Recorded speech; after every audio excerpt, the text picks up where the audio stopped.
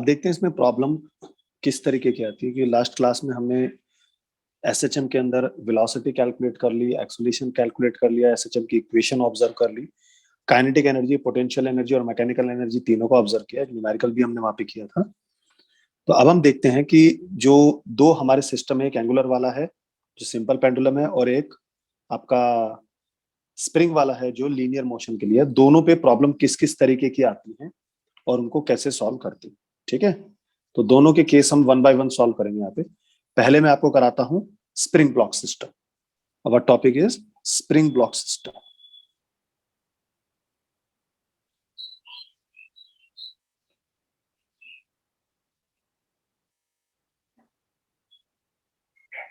अब spring block system में जो मैं आपको बता चुका हूं, कुछ जो बेसिक जो पॉइंट्स है वो हमें यहाँ पे समझने हैं कि पहली बात ये होगी, स्प्रिंग ब्लॉक सिस्टम के अंदर जो फोर्स लगेगी that is equal to minus of के एक्स, जहां पर के क्या है बेटा, स्प्रिंग कांस्टेंट होता है।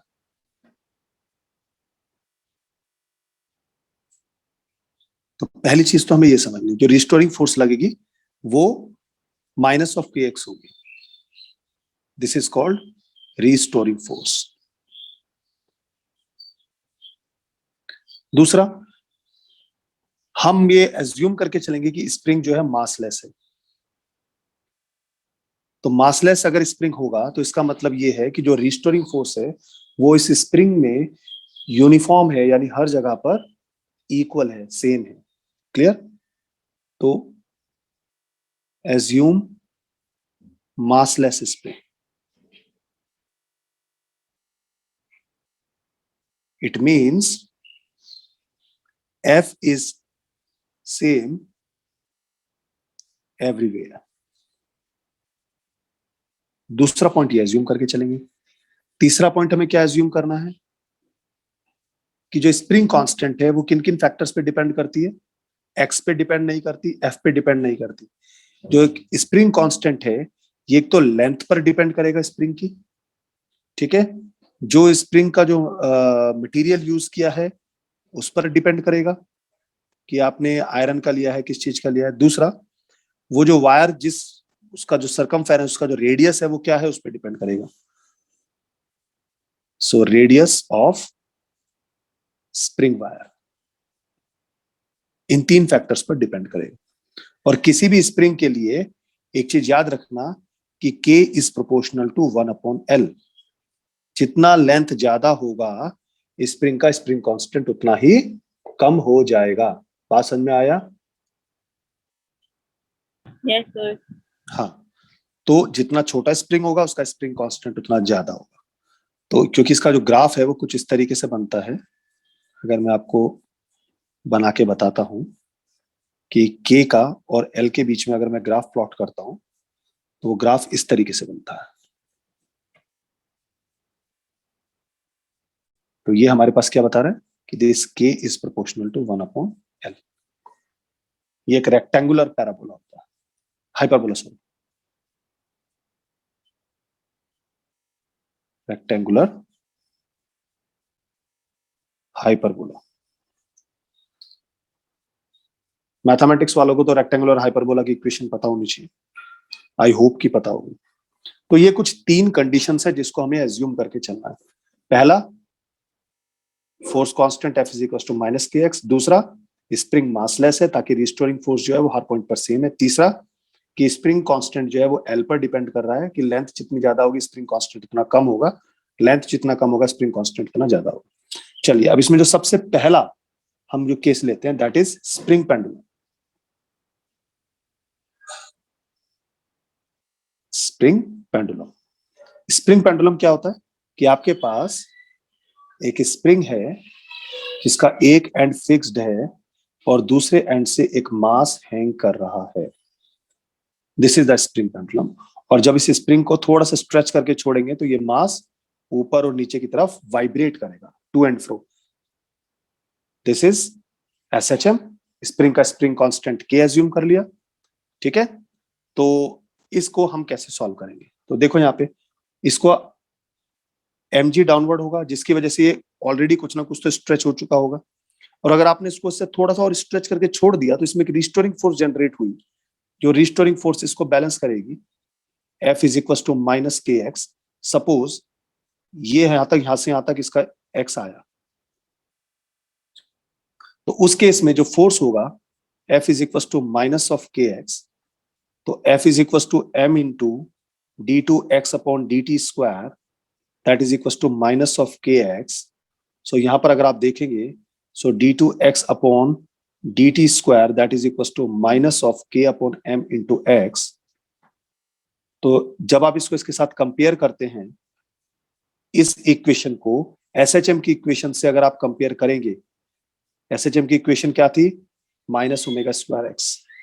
इन दोनों से कंपेयर करेंगे तो हमारे पास ओमेगा स्क्वायर की वैल्यू आ गई के अपॉन एम। तो यहां से हमारे पास omega which is 2 pi by t that is equals to k upon m. So therefore the time period of this SHM is equals to 2 pi under root m upon k. This is the expression of time period of simple pendulum, sorry spring pendulum. और यहीं से आप frequency निकाल सकते हैं, frequency is reciprocal of that. दूसरा, इस पूरे एक्सप्रेशन को देख के एक चीज क्लियर हो गई कि ये जो टाइम पीरियड है किसका, स्प्रिंग का, ये जी पर डिपेंड नहीं कर रहा है, यहाँ पे कहीं पर भी जी नहीं है। सो इज इंडिपेंडेंट ऑफ जी, जबकि जी यहां पे आ रहा है। तो इसका मतलब ये हुआ कि अगर मैं इस स्प्रिंग पेंडुलम को मून पे लेके चला जाऊं या जुपिटर पे लेकर चला जाऊं, किसी भी प्लेनेट पे लेके चला जाऊं, तो टाइम पीरियड वही रहेगा जो अर्थ पर है। यही रीजन है कि स्पेस के लिए या जो सैटेलाइट्स के लिए जो हम क्लॉक यूज करते हैं, वो जो क्लॉक होती है वो स्प्रिंग बेस्ड क्लॉक्स होती हैं, क्योंकि इसमें जी का इफेक्ट नहीं आता। बात समझ में आया? तो जो माउंटेनियर्स होते हैं, जो एवरेस्ट वगैरह पे जा रहे हैं, जहां पर हाइट आती है, तो हाइट आने की वजह से जी की वैल्यू चेंज होती है, और अगर जी की वैल्यू चेंज होगी तो उनके पास जो क्लॉक होगी उसका टाइम चेंज हो जाएगा। तो हिली एरियाज वगैरह में जब ये माउंटेनियर्स जाते हैं, तो ये लोग हमेशा स्प्रिंग बेस्ड क्लॉक्स यूज करते हैं ताकि उसका टाइम वेरिएट ना करे, जो एग्जैक्ट टाइम हो वही कैलकुलेट हो। अब ये तो मैंने आपको सिंपल केस करा दिया, अब इसमें मल्टीपल सिचुएशंस कैसी कैसी बनेंगी। जरूरी नहीं है कि ये जो स्प्रिंग होगा ये हमारे पास आपका हमेशा वर्टिकल डायरेक्शन में हो, ये हॉरिजॉन्टल डायरेक्शन में भी हो सकता है। तो अगर हॉरिजॉन्टल डायरेक्शन में होगा तो उससे भी कोई फर्क नहीं पड़ने वाला, रिजल्ट हमेशा तब भी यही रहेगा, क्योंकि जी पे तो डिपेंड कर ही नहीं रहा। तो अगर जी पे डिपेंड नहीं कर रहा, तो अगर हमारे पास केस कुछ इस तरीके से बन जाता है, तो उस केस में भी हमारे पास, आपने इसको स्ट्रेच करके ड्रॉप किया तो इसमें रिस्टोरिंग फोर्स आई, तब भी हमारे पास टाइम पीरियड यही रहेगा, चाहे वो वर्टिकल हो चाहे वो हॉरिजॉन्टल हो जाए। दोनों केस के अंदर स्प्रिंग का जो टाइम पीरियड होगा वो उतना ही रहेगा। ठीक है? अच्छा, मुझे एक बात बताओ, अगर सिचुएशन कुछ ऐसे हो जाए, ये सिचुएशन बन जाती है, तो मुझे बताओ कि इस टाइम जो टाइम पीरियड होगा वो कितना होगा?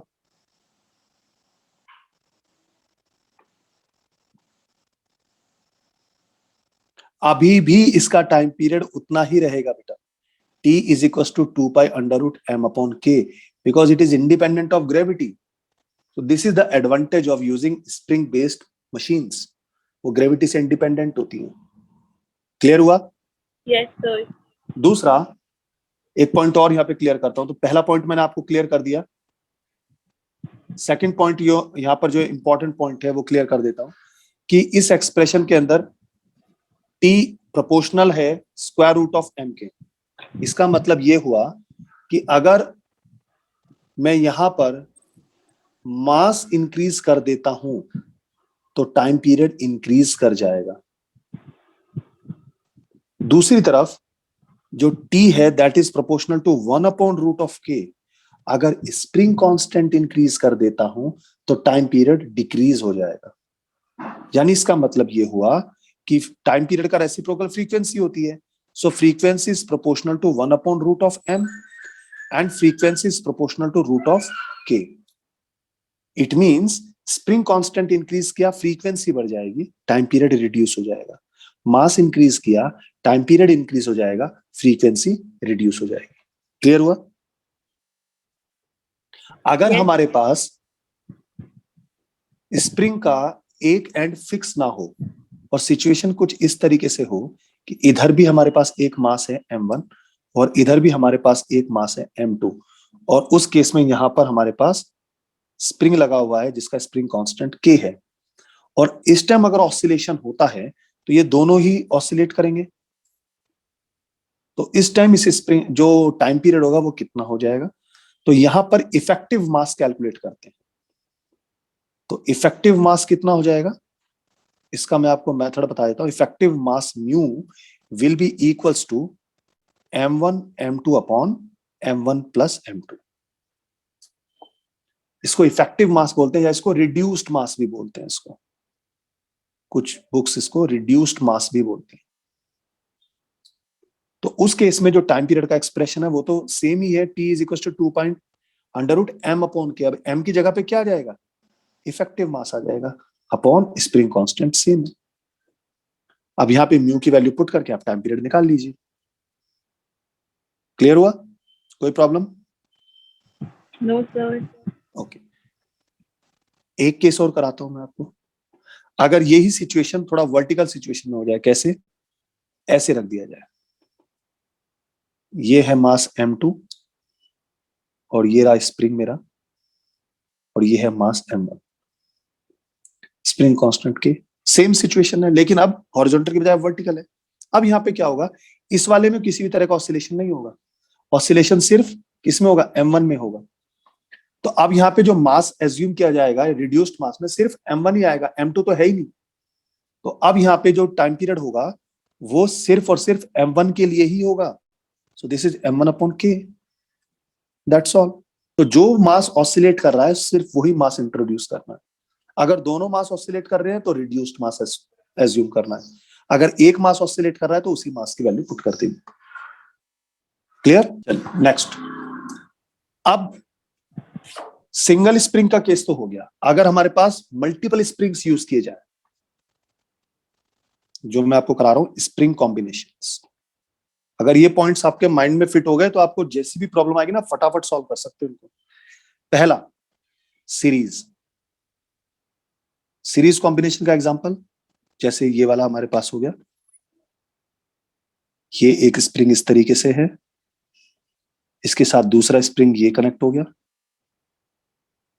और यहां पर हमारे पास मास लगा हुआ है, इसका स्प्रिंग कांस्टेंट K1, इसका स्प्रिंग कांस्टेंट K2। दूसरा सिचुएशन ऐसे भी हो सकता है सीरीज का, वर्टिकल ले लेते हैं, ये हो गया, इसके साथ दूसरा स्प्रिंग हमारे पास ये हो गया, और ये है मास m, ये स्प्रिंग कांस्टेंट K1, ये स्प्रिंग कांस्टेंट K2। दोनों केस के अंदर अगर आपको कैलकुलेट करना है तो आप यहाँ पे इफेक्टिव स्प्रिंग कांस्टेंट निकालना सीखिए। इफेक्टिव स्प्रिंग कांस्टेंट कितना होगा सीरीज कॉम्बिनेशन में, वो हो जाएगा K1 K2 upon K1 plus K2। यानी इसको ऐसे याद रखिए कि 1 upon K is equals to 1 upon K1 plus 1 upon K2। This is the series. Springs behave like a capacitor. Remember, capacitors. Capacitors के सीरीज कॉम्बिनेशन क्या होता था, 1 upon C is equal to 1 upon C1 plus 1 upon C2। Same is applicable for springs. Clear हुआ? तो अगर आपने K effective calculate कर लिया तो बेटा टाइम पीरियड निकालने में कोई प्रॉब्लम नहीं। T is equal to 2 pi under root M upon K effective. और अगर दो स्प्रिंग लग गए, दो मास लग गए ऊपर और नीचे दोनों तरफ, तो यहाँ पे ऊपर M की जगह म्यू आ जाएगा, म्यू अपॉन K इफेक्टिव। तो अब कितनी भी टफ प्रॉब्लम बन जाए आप आराम से सॉल्व कर सकते हैं। समझ में आया? पैरेलल कॉम्बिनेशन दूसरा, पैरेलल कॉम्बिनेशन के देखो केस मैं आपको बना के बताता हूँ कैसे कैसे केस पैरेलल कंसीडर किया जाता है। एक तो ये सिंपल पैरेलल केस है हमारे पास, ये हमारे पास एक पैरेलल केस है। Suppose this one is K1, this one is K2 and this is the mass M। दूसरा एक पैरेलल केस ये भी होता है, this is the mass M और दूसरा स्प्रिंग ये लग गया ऐसे, K1 एंड K2। हॉरिजॉन्टल में भी पैरेलल केस लग सकता है, this one is K1, this one is K2, this is the mass M। So these are different parallel cases. तो पैरेलल केसेस में क्या होगा, पैरेलल केसेस में अगेन रिमेंबर दिस कैपेसिटर, तो C क्या होता है हमारे पास, C1 प्लस C2। तो इसलिए यहां पर भी K इफेक्टिव जो होगा वो हो जाएगा K1 प्लस K2। तो therefore The time period in this parallel combination is T is equals to 2 pi under root M upon K effective. That's all. कोई प्रॉब्लम यहाँ पे? No, sir. आराम से निकाल सकते हो. अब मुझे एक चीज बताओ, मैं आपसे छोटे छोटे पॉइंट पूछना चाह रहा हूं. फर्स्ट पॉइंट, अगर स्प्रिंग की लेंथ हमने n टाइम्स इंक्रीज कर दी तो बताइए टाइम पीरियड कितना हो जाएगा. तो हमारे पास टाइम पीरियड कितना होगा? मैंने अभी बताया, अगर लेंथ आपने n टाइम्स कर दी तो इसका मतलब जो k होगा वो उतने ही टाइम रिड्यूस हो जाएगा. अभी तो बताया मैंने. Yes, sir. और k जितना रिड्यूस होगा टाइम पीरियड उतने ही टाइम्स हमारे पास चेंज हो जाएगा. t is equal to 2 pi under root m upon k. तो जो t है that will be equal to 2 pi under root m upon k dash हो जाएगा. तो k डैश की वैल्यू k अपॉन n करेंगे तो यानी root 2 root n times of t हो जाएगा t डैश. तो लेंथ जितने टाइम्स इंक्रीज करेंगे time period square root of that times increase हो जाएगा. क्लियर हुआ? कॉन्सेप्ट मैंने आपको इसके पीछे का बता दिया. इसी तरीके से अगर आपने स्प्रिंग की लेंथ को 1 अपॉन n कर दिया, मतलब n इक्वल पार्ट्स में डिवाइड कर दिया, तो ईच पार्ट के लिए टाइम पीरियड कितना हो जाएगा? t for each part. हर एक पार्ट के लिए t कितना हो जाएगा? तो जो t होगा that is equal to 1 upon root n times of t. उतने टाइम हमारे पास रिड्यूस हो जाएगा क्योंकि लेंथ आपने कम कर दी तो टाइम पीरियड भी कम हो जाएगा. कैलकुलेट करके देखना, वही आंसर आएगा. क्लियर हुआ? Yes, sir. तीसरा मैंने आपको बता ही दिया कि हॉरिजॉन्टल करो या वर्टिकल करो कोई फर्क पड़ता नहीं क्योंकि जी से इंडिपेंडेंट होता है. तो जितना हार्ड स्प्रिंग होता है उसके लिए फोर्स कांस्टेंट आप मान के चलो कि वो ज्यादा है. सॉफ्ट स्प्रिंग है तो मान के चलो कि वो के की वैल्यू उसके लिए कम है.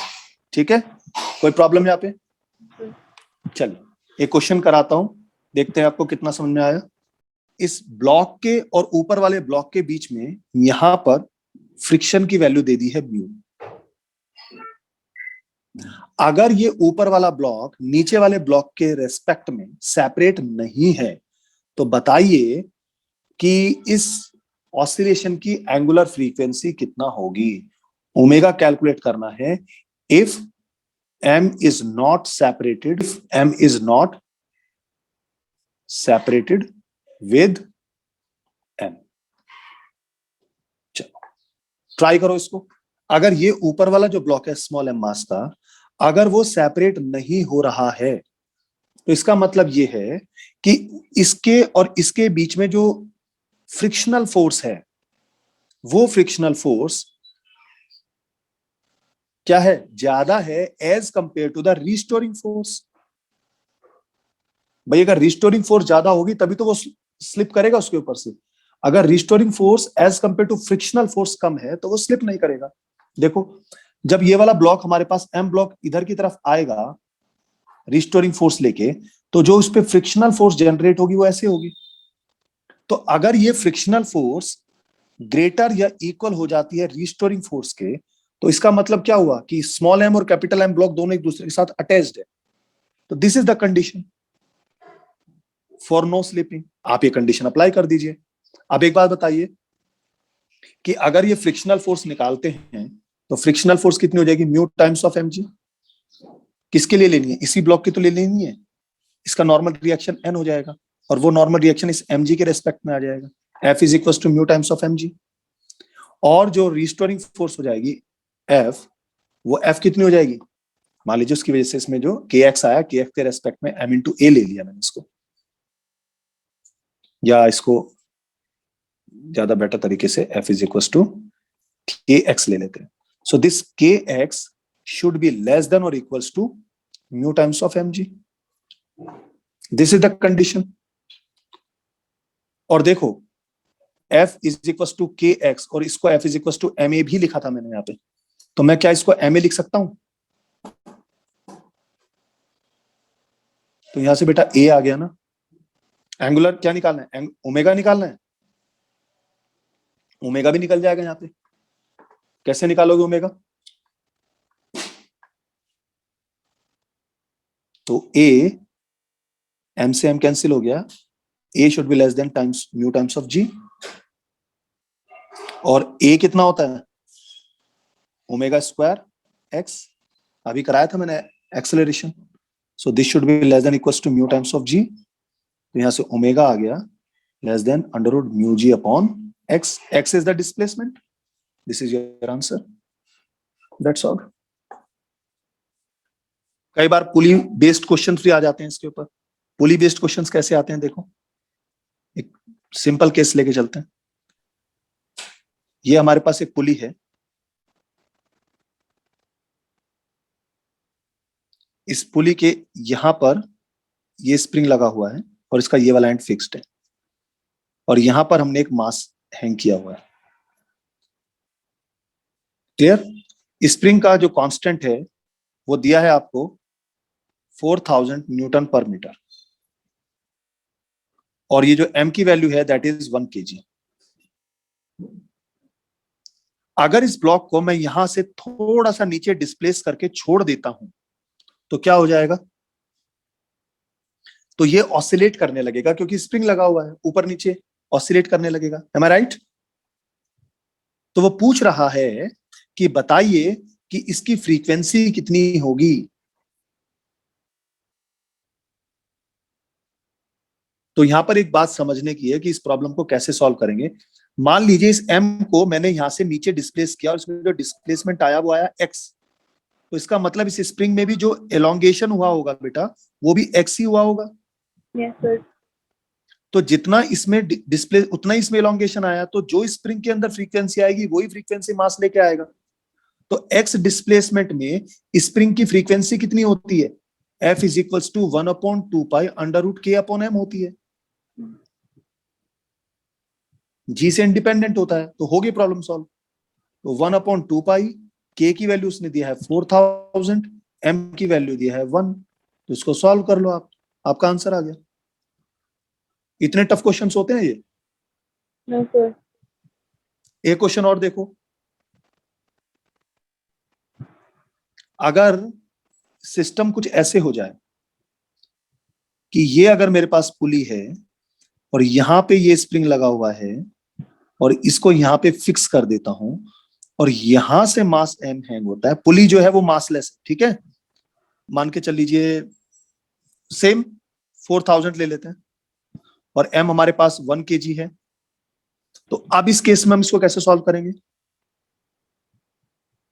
सेम सिचुएशन इस तरीके से कनेक्ट होगी, अब कैसे सॉल्व करेंगे इसको? देखो बेटा, अगर मैं इस मास m को यहां से x डिस्प्लेस करता हूं तो इसका मतलब ये बताओ कि स्प्रिंग में कितना इलोंगेशन हुआ हो, बताओ। इसका मतलब ये है ये जो पुली है बेटा, ये पुली भी तो x नीचे ही आई होगी ना,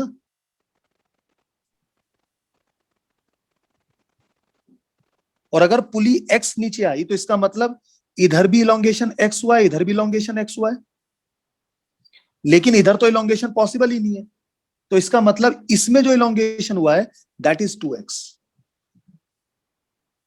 तो इसका मतलब जो अगर मास में x इलोंगेशन हुआ तो इसका मतलब स्प्रिंग के अंदर जो इलोंगेशन हुआ that is twice of x। Clear? Yes, sir. तो अगर स्प्रिंग में इलोंगेशन 2x हुआ तो अब यहां पे आराम से कैलकुलेट कर लीजिए, t is equal to 1/2 pi under root k upon m। तो अगर इलोंगेशन 2x हुआ तो इसका मतलब स्प्रिंग कांस्टेंट कितना हो जाएगा, यानी इसमें जो रिस्टोरिंग फोर्स आई बेटा वो रिस्टोरिंग फोर्स कितनी हो जाएगी, k Minus इंटू 2. 2x हुआ ना। Yes, sir. लेकिन ये जो थ्रेड होगा इसमें टेंशन भी तो होगी एक, Hmm. और वो टेंशन कितनी होगी, वो टेंशन भी तो इतनी ही होगी जितना इसमें आया, क्योंकि Yes. पूरा का पूरा थ्रेड तो एक ही है, टेंशन तो कॉमन होती है, तो ये भी तो हमारे पास 2kx ही होगी। और अगर मैं इसका फ्री बॉडी डायग्राम बनाता हूं, mg नीचे की तरफ, ऊपर की तरफ एक हमारे पास आ गई टेंशन विच इज 2kx, और एक रिस्टोरिंग फोर्स भी काम कर रहा है F is equal to 2kx। इसका मतलब ये हुआ कि this mg is balanced by this 4kx। तो यहां पर जो टोटल हमारे पास जो जनरेट हुआ restoring force that is 2kx plus 2kx, that is 4kx। और अगर मैं इसको f is equal to k into Y से कंपेयर करता हूं तो k की वैल्यू आ गई हमारे पास, k डैश की वैल्यू आ गई 4 टाइम्स ऑफ k। तो इसका मतलब जो हुआ कि इफेक्टिव स्प्रिंग कांस्टेंट जो हो गया 4k हो गया। तो ये वाली जो वैल्यू आ गई ये 4k के इक्वल होनी चाहिए। तो बस आपकी प्रॉब्लम सॉल्व हो गई। तो t is equal to 2 pi under root M upon k dash, k dash की वैल्यू पुट कर दीजिए 2 pi under root M upon 4k। ये हो जाएगा pi root of M upon k। अगर आपको फ्रीक्वेंसी निकालनी है इसका अपोजिट कर लीजिए। क्लियर। तीसरा केस इसी में कुछ और बन सकता है। अगर स्प्रिंग अब पुली के साथ लगा दिया जाए और इसको फिक्स कर दिया और यहां पे मास हैंग कर दिया।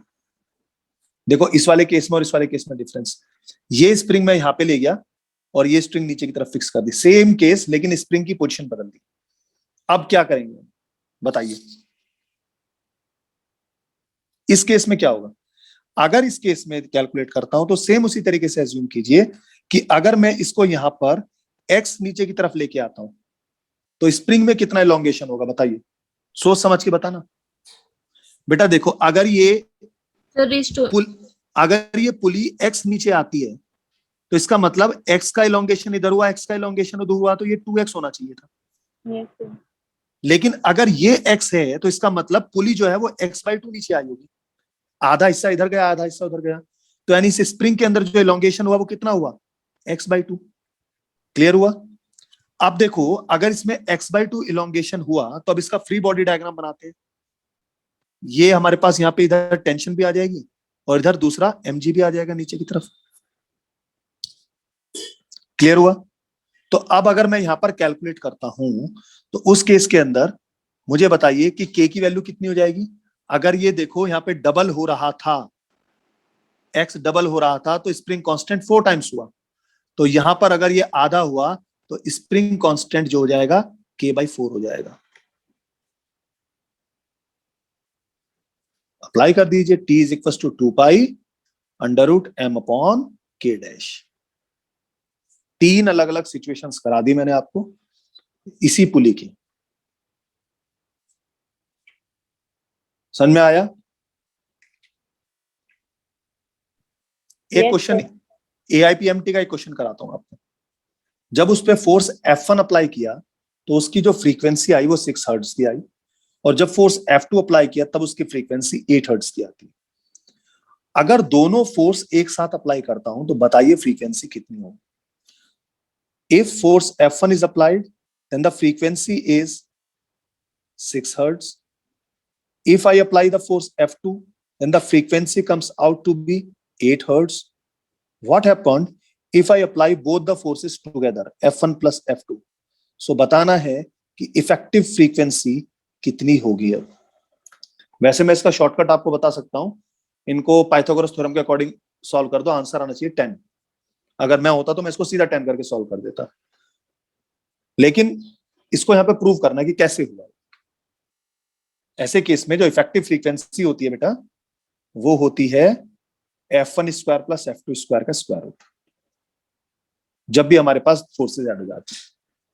तो ऐसे क्यों हुआ ये मैं समझाना चाह रहा हूं। ये आई थिंक 2004 में आई थी ये प्रॉब्लम। देखिए इसको कैसे सॉल्व करेंगे। अगर फोर्स F1 लगाया तो फ्रीक्वेंसी आई हमारे पास 6 हर्ट्ज, तो फोर्स लगाने से क्या हुआ होगा, डिस्प्लेसमेंट हुआ होगा, ठीक है, किसी बॉडी के अंदर। तो यानी अगर मैं लिखता हूं F1 is equal to minus of K1x और F2 is equal to minus of K2x, तो इसका मतलब ये हुआ कि यहां की जो फ्रीक्वेंसी आई F1 उसका फॉर्मूला होता है 1/2 pi under root K1 upon M, और इसके रेस्पेक्ट में जो फ्रीक्वेंसी आएगी F2 वो कितनी हो जाएगी 1/2 pi under root K2 upon M। और ये वाली वैल्यू कितनी आई बेटा 6 हर्ट्ज आई, और ये वाली वैल्यू कितनी आई 8 हर्ट्ज आई। अब अगर दोनों फोर्स ऐड कर दी गई, कंडीशन क्या है, दोनों फोर्स को ऐड कर दिया गया, तो इसका मतलब minus of K1x minus of K2x, तो इसका मतलब हुआ minus of K1 plus K2 into x. तो इसका मतलब ये हुआ कि जो इफेक्टिव फ्रीक्वेंसी के लिए रिस्पॉन्सिबल K हुआ इफेक्टिव, वो कितना हुआ बेटा? K1 plus K2। तो इट मीन्स जो इफेक्टिव फ्रीक्वेंसी होगी अब वो इसी फॉर्मूले के अकॉर्डिंग हो जाएगी 1/2 pi under root K1 plus K2 upon M। अब हमें सॉल्व करना है कि ऊपर से K1 और K2 की वैल्यू निकाल के इसमें पुट करनी है। तो अगर मैं यहां से K1 की वैल्यू और K2 की वैल्यू निकाल के इसमें पुट करूंगा तो हमारे पास आंसर आ जाएगा। देखो कैसे करेंगे इसको सॉल्व। अगर यहां से K1 निकालता हूं तो K1 कितना आएगा? दोनों तरफ का स्क्वायर कीजिए। F1 square is equal to 1/4 pi square into K1 upon M। और इसको सॉल्व करते हैं तो K1 कितना आएगा? K1 will be 4 pi square F1 square M। इसी तरीके से अगर मैं K2 निकालता हूं, K2 भी आएगा हमारे पास 4 pi square F2 square M। तो ये दोनों वैल्यू यहां पुट कर दीजिए। सो ये हो जाएगा 1/2 पाई 4 pi square F1 square M plus 4 pi square F2 square M upon M। M common लेंगे तो M से तो M कैंसिल हो जाएगा। तो यहां पर जब इसको सॉल्व करता हूं तो ये हो जाएगा 1/2 पाई 4 pi square F1 square plus F2 square into M upon M। M से M कैंसिल हो गया, 4 पाई स्क्वायर बाहर आ जाएगा तो 2 पाई आ जाएगा, तो ये सीधा बचेगा F1 square plus F2 square का स्क्वायर रूट। देखो यही तो बोला था मैंने आपको कि इफेक्टिव F कितना होगा। और एक की वैल्यू है हमारे पास 6, एक की वैल्यू हमारे पास 8, तो ये हो जाएगा 36 plus 64 that is square root of 100। और इसको सॉल्व करेंगे तो ये आ जाएगा 10 hertz. This is your answer. ये क्वेश्चन आपका 2004 के अंदर AIPMT में आया था। कोई प्रॉब्लम? ये एक स्प्रिंग लगा हुआ है, यहाँ पे फिर एक स्प्रिंग है, इसके साथ दूसरा एक और स्प्रिंग है, और एक स्प्रिंग ये रहा,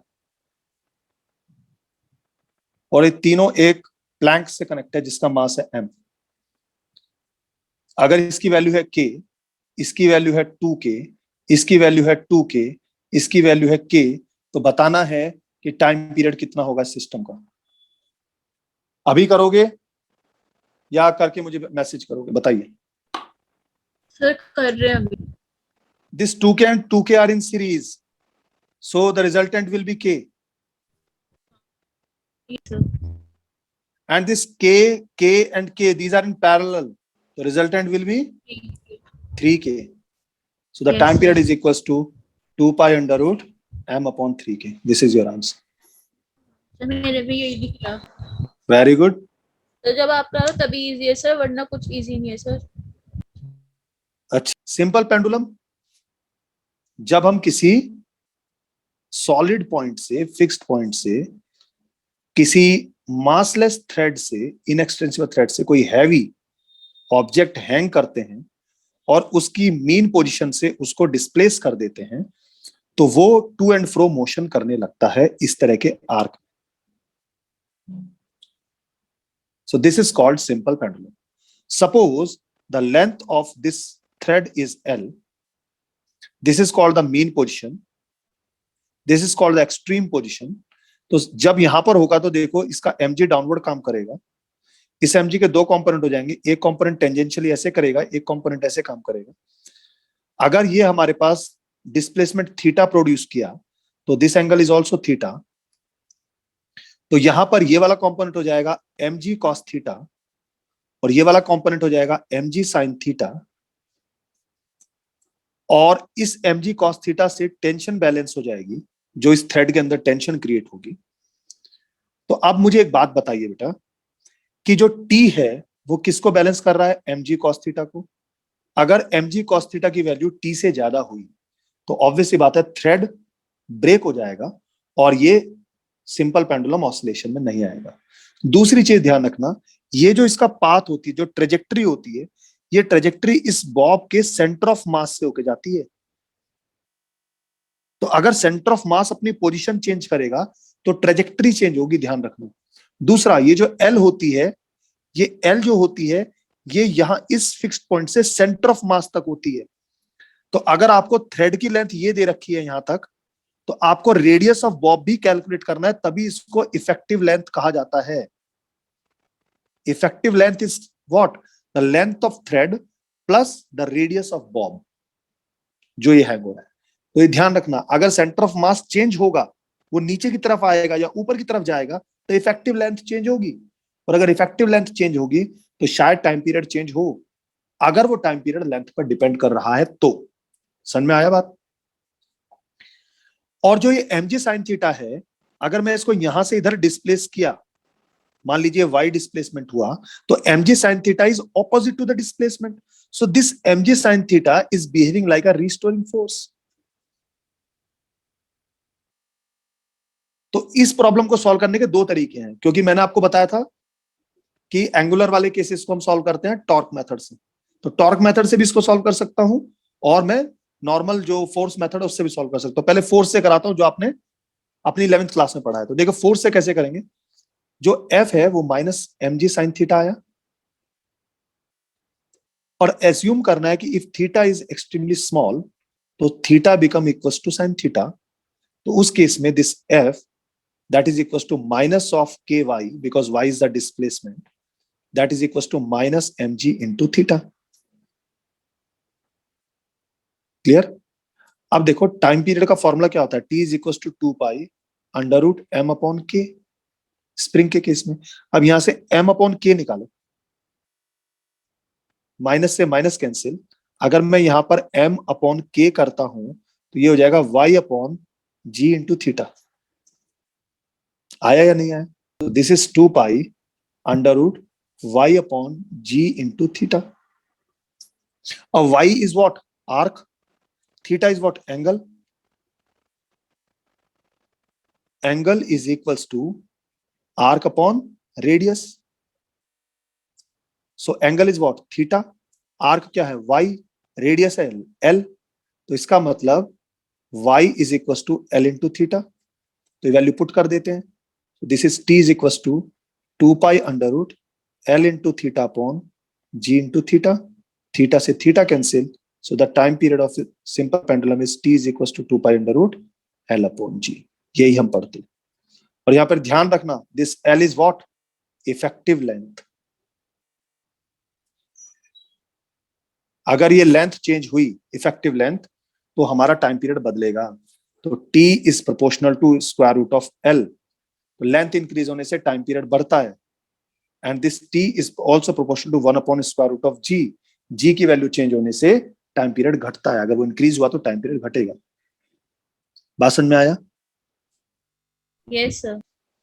अगर हमारे पास एक सिंपल पेंडुलम ऐसे दिया कि यहां पर ये जो बॉब है बेटा,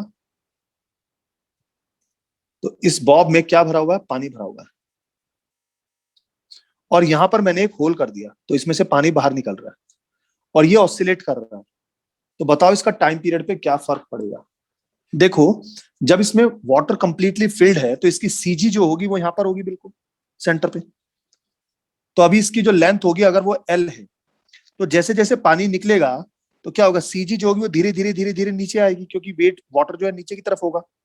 जब सीजी नीचे आएगी तो जो लेंथ होगी वो इंक्रीज होगी एल से, तो टाइम पीरियड इंक्रीज होगा।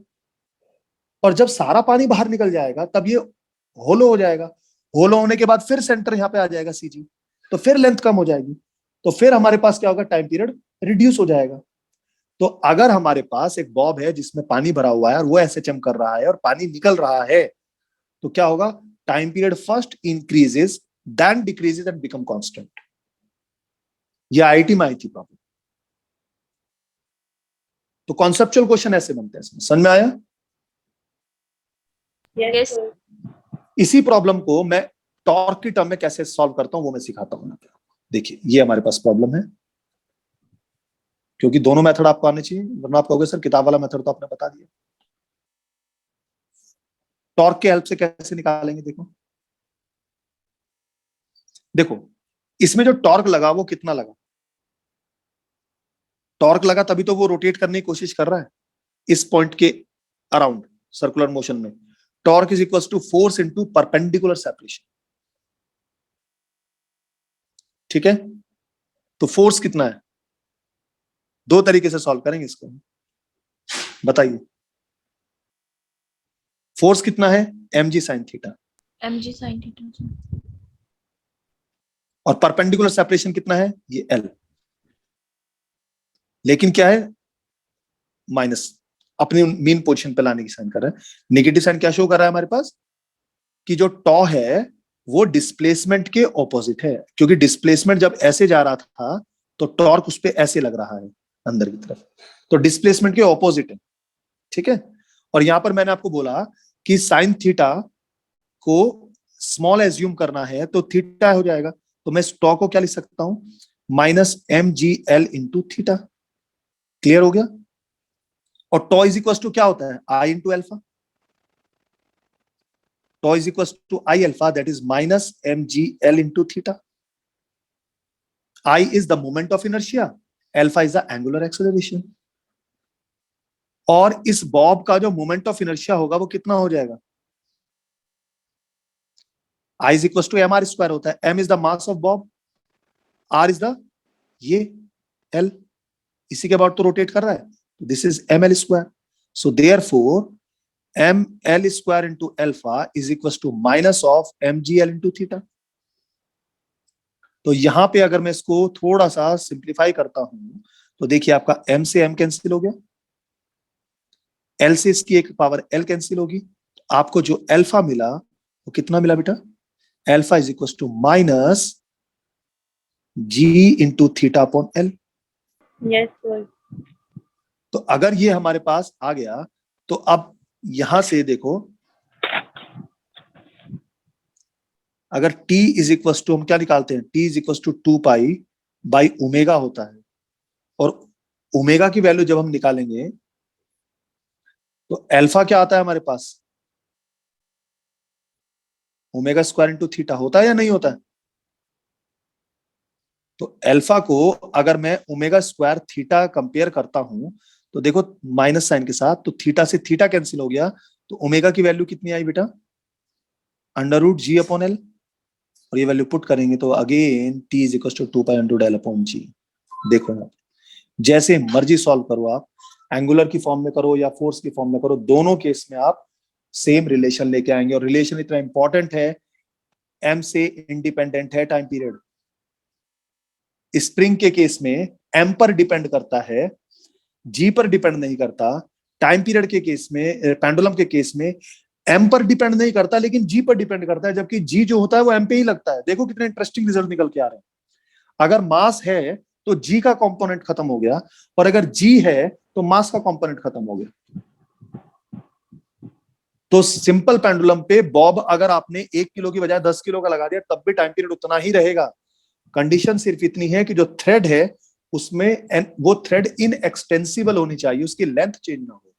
If the length is fixed and the g is fixed, whatever mass is hanging from this thread, the time period will remain same। तो अगर जैसे हमने कोई बच्चों के लिए झूला लगा दिया, उसमें आप छोटे बच्चे को घुमाओ या खुद अपने आप झूलने लगो, अगर उसकी रोप की लेंथ में कोई चेंज नहीं हो रहा है तो दोनों केस के अंदर टाइम पीरियड बराबर ही आएगा। ठीक है, दूसरी चीज, हालांकि टाइम पीरियड बॉब के मास पर डिपेंड नहीं करता लेकिन बॉब के साइज पर डिपेंड जरूर करेगा, क्योंकि अगर बॉब का साइज चेंज होगा तो उसकी रेडियस चेंज हो जाएगा। बॉब का रेडियस चेंज होगा तो इफेक्टिव लेंथ बदल जाएगी। समझ में आया? तो अगर हमने एक बॉब को दूसरे बॉब से चेंज कर दिया और मैं उनका मटेरियल चेंज कर दूं, सपोज मेरे पास आयरन का बॉब हटा के मैंने एल्यूमिनियम का बॉब लगा दिया, लेकिन दोनों का साइज सेम है तो टाइम पीरियड फिक्स रहेगा। लेकिन अगर दोनों का सेम मास रख के दोनों बॉब रिप्लेस किए तो टाइम पीरियड बदल जाएगा। क्यों? सेम मास का आयरन और सेम मास का एल्यूमिनियम अगर हम लेता हूं तो मुझे एल्यूमिनियम वाले बॉब का साइज इंक्रीज करना पड़ेगा। साइज इंक्रीज होगा तो उसका इफेक्ट, कोई प्रॉब्लम नहीं है? तो ये छोटे छोटे, नहीं समझ में आया सर? आ गया समझ में। तो यही छोटे छोटे आपको जो टर्म्स हैं वो ध्यान में रखने पड़ेंगे, तभी आप इस तरह की प्रॉब्लम्स को सॉल्व कर सकते हो। ठीक है? Yes sir. अब क्या होता है कि अगर हमें किसी लिफ्ट के अंदर कैलकुलेट करना है, सिंपल पेंडुलम को क्वेश्चन आता है कि लिफ्ट के अंदर ले गए, तब हम सिंपल पेंडुलम चेक कर रहे हैं। तो मैंने न्यूटन्स लॉ में आपको कराया था, लिफ्ट के अंदर जी की वैल्यू चेंज हो जाती है, इफेक्टिव जी इफेक्टिव अगर लिफ्ट ऊपर की तरफ जा रही है तो माइनस हो जाता है, नीचे की तरफ आ रहा है तो प्लस हो जाता है। अगर लिफ्ट ऊपर की तरफ जा रही है तो इफेक्टिव जी कितना हो जाएगा, जी प्लस ए। याद आया मैंने कराया था आपको? Yes sir. अगर हमारे पास ये इस तरह की लिफ्ट है और लिफ्ट ऊपर की तरफ ए एक्सेलेरेशन से जा रही है तो जी इफेक्टिव कितना हो जाएगा, जी प्लस ए।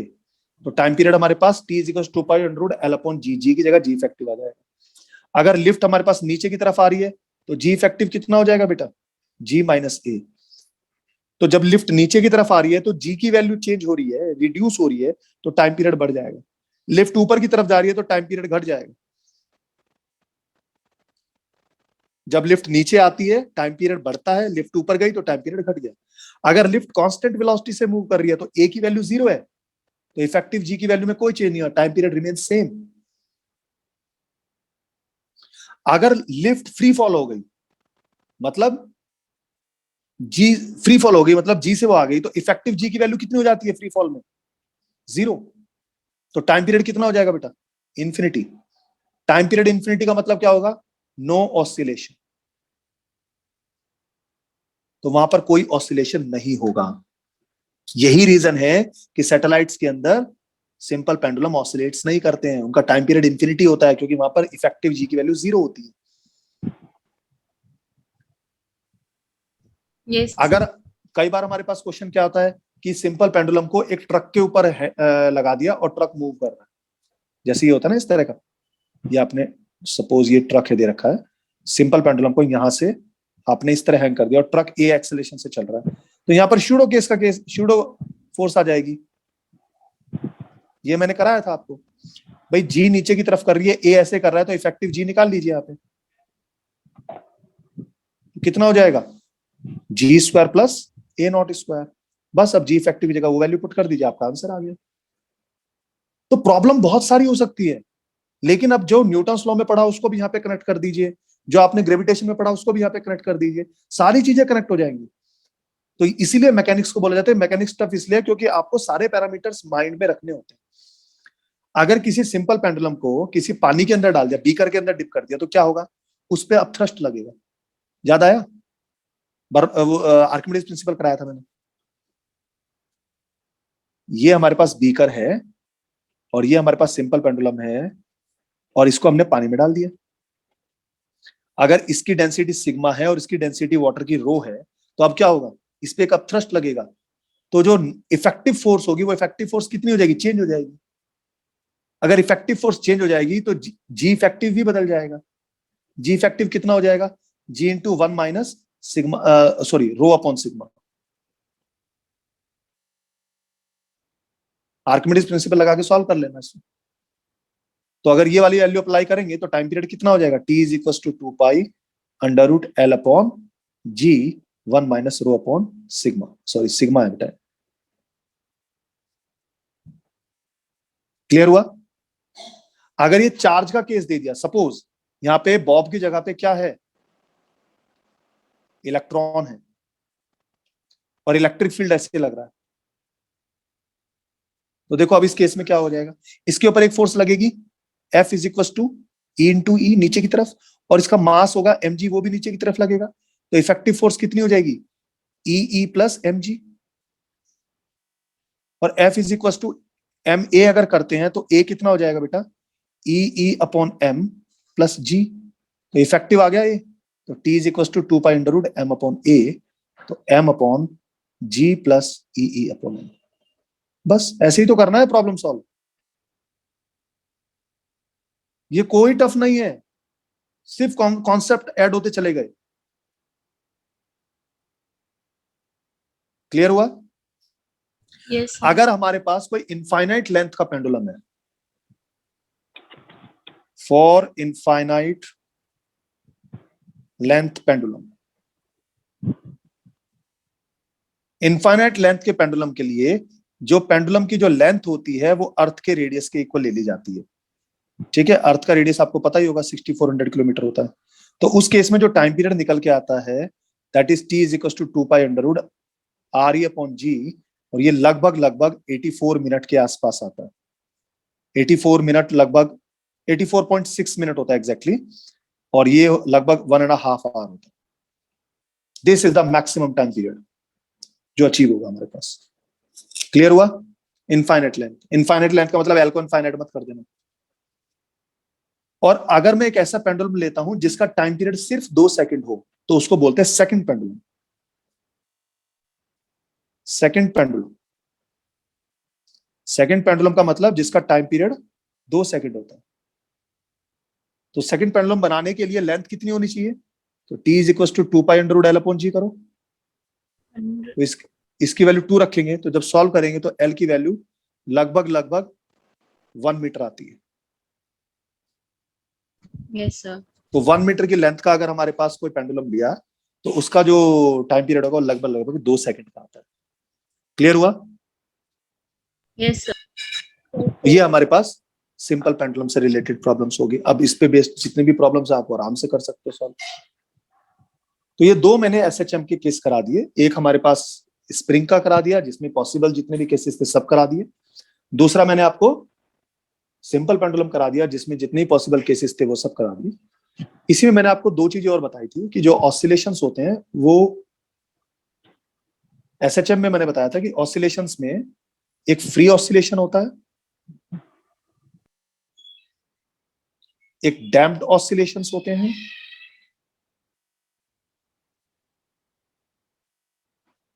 और एक इसमें कंडीशन आती है रेजोनेंस।